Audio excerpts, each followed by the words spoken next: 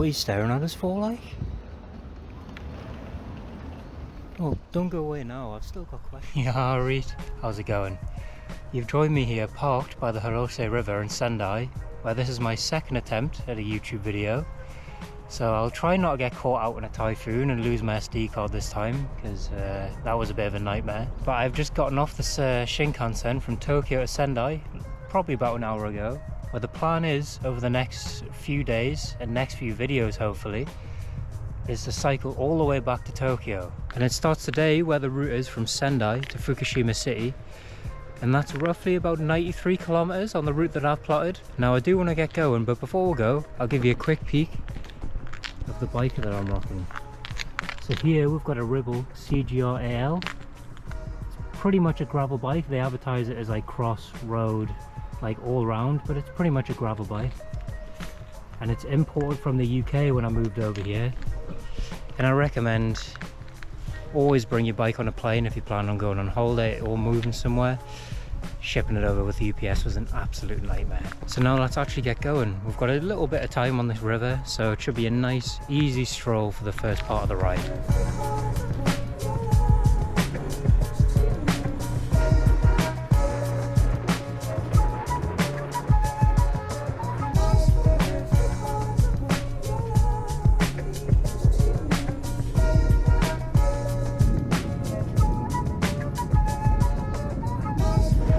Well, my peaceful little river route out of Sendai there actually ended pretty quickly. And as you can also probably hear, I've got the wind against me today, so get in. Love to see it. And it's a shame really, because in urban areas like cities in Japan, if you have access to a big wide river path, it makes things so much faster. Just because you don't have to worry about traffic lights or stop signs. You can just put your foot down and get quite a bit of speed in.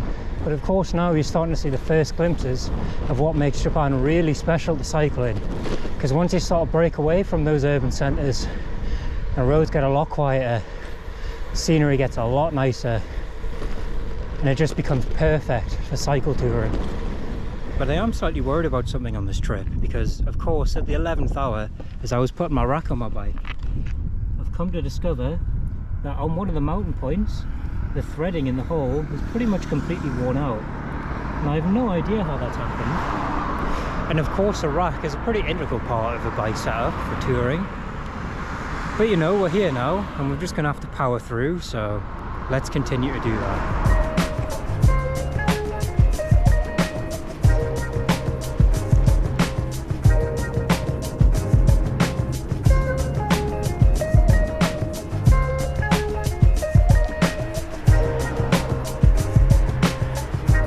Man, riding around Tokyo can be really fun, but it can be really samey sometimes. It's amazing to have a ride like this where the scenery starts very quickly. It's absolutely gorgeous out here. Well, I am hoping as well that this isn't all for nothing, and you can actually hear me over the wind. Because if I started doing this and it was all for naught, that would be a bit disappointing. And I'm also starting to see entrances for a lot of the local shrines around the area as well. And I've plotted a couple on my route that I'm going to stop and have a look at. So hopefully I've picked some good ones. Oh, is this a river path that I sense here? Oh, we're back in business now.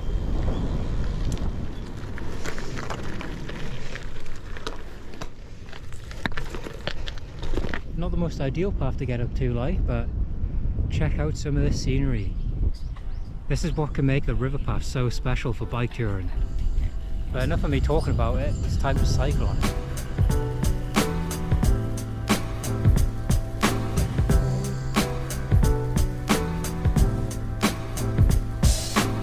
Oh yeah, time to get these legs working. Maybe I can make up some of this time that I've lost faffing about talking to this bloody camera.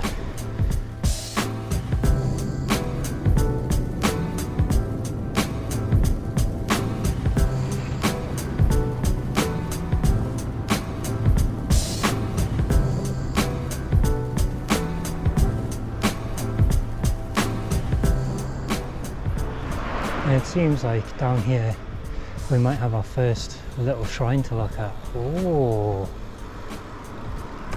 This looks very nice. That's one of the great things about bike touring, is that if you see something interesting on your route, or just when you're riding around, it's so easy just to jump off and have a closer look. Well, it looks like I've been led to another gate, which looks like the actual entrance to the shrine. Looks like we've got a pretty big shrine for such a local one.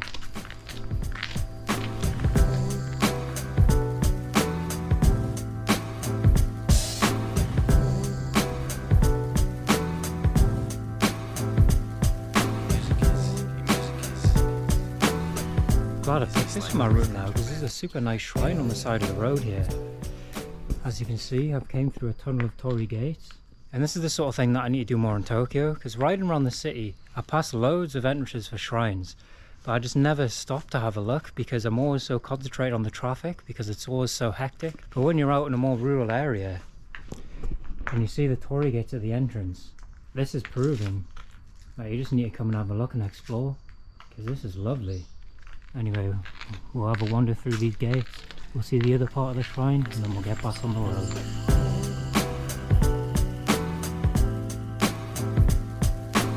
Wow, this shrine's going really deep. Don't really know why I'm giving myself more exercise by walking up all these stairs, but it is how it is.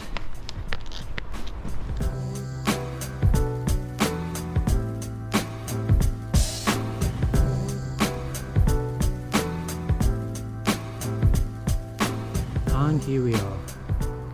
Tell you what, like, this shrine's pretty impressive.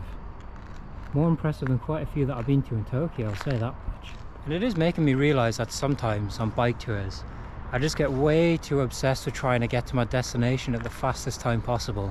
Because I enjoy going fast on a bike, it's fun. But when you're on a bike tour, especially somewhere as scenic as Japan, this is the reason why you do it. Just stop and look at all the interesting things along the way, and not just look at the roads for 5 hours. Saying that though, since I got a camera here, I have spent quite a lot of time here now, so time to get back on the road and time to see if my bike's still there.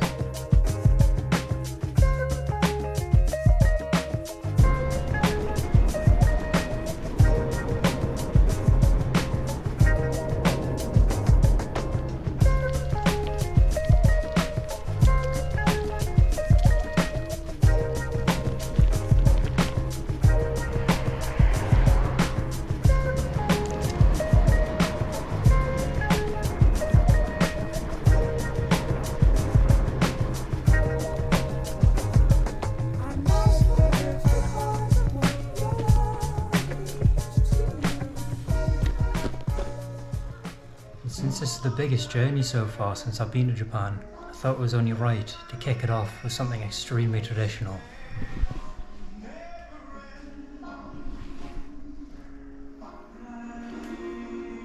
It's pretty wild though, coming across a pizzeria with a proper pizza oven literally in the middle of nowhere.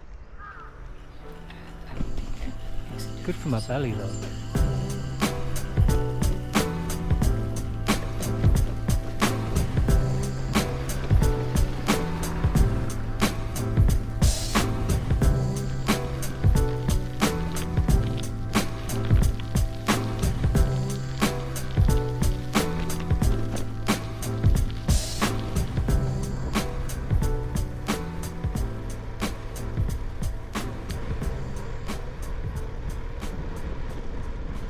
I actually missed my turn off, but you know, gotta keep the shot going.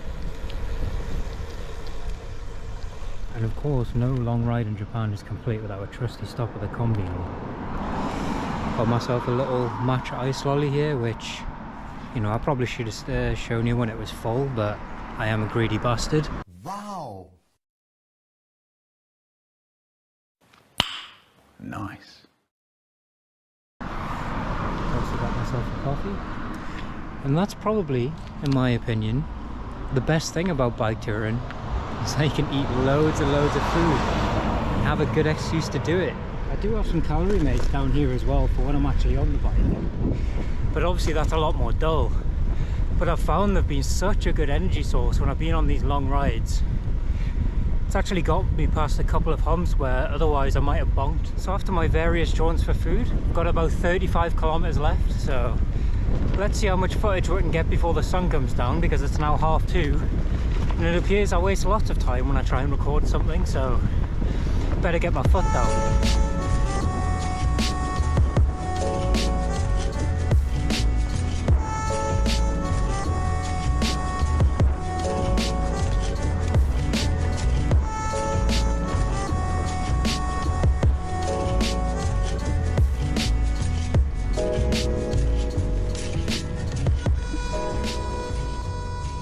Stopping to decompress after my first real climb of the trip. Because, you know, living in Tokyo, you kind of forget what real hills are about. Because of course there is some streets that go up and down, but generally when you're on your rides, if you pick a good enough route, you can just tank it very fast the entire time. Kind of makes you feel like too much of the big dog. And then when you come to an actual climb, oof, the legs are really woken up now. By the appearance of the road that I've stopped at though, it looks like I've got some main road cycling to do.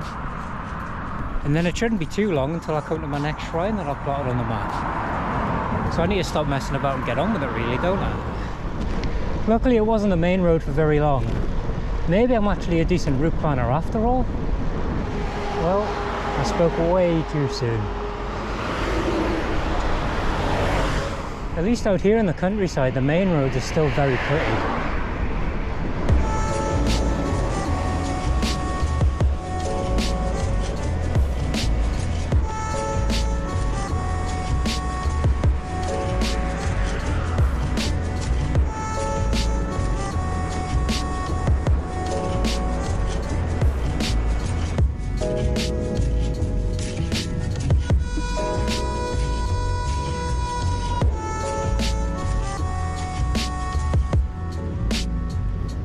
Here we've got our next spot, which, excuse me, it wasn't a shrine, it was a temple.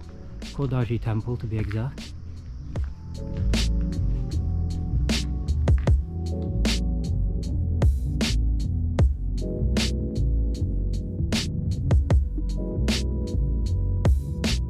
So another great find on this trip. It's a shame I can't read a lot of the history that's on the signs around the local shrines and temples, because my Japanese is still very much a beginner level. But this is another place that I'd really only ever go to by bike, and it's one of the reasons again that bike touring is so valuable to me. Just because it gets you to all these little nooks and crannies of any place that you visit or live, because that was very much the same for me in the UK as well. Anytime I went on a bike tour, it opened me up to places that I would never even think about going, like on public transport or in a car. Bike touring really helps me reappreciate the countryside and places.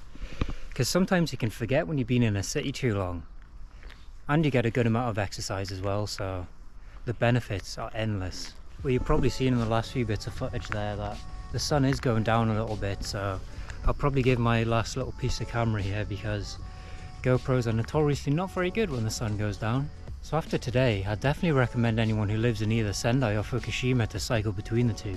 It's a very nice ride, and I'm also discovering that solo bike touring's maybe not the easiest thing to start making vlogs about. You know, I'll get there. And it's also going to be a learning experience trying not to be so cringe. Or, well, at least try not to make myself cringe doing this. But you know, you've got to put in the work. But this has been day one of my cycle from Sendai to Tokyo. And you know, I'll put a bit more footage in after this, round out the video nicely. But for now, it's time to get going, because I'm now currently walking in circles outside of the temple. And the person that works at the temple probably thinks I'm an absolute maniac, so I'm gonna get back on the road now.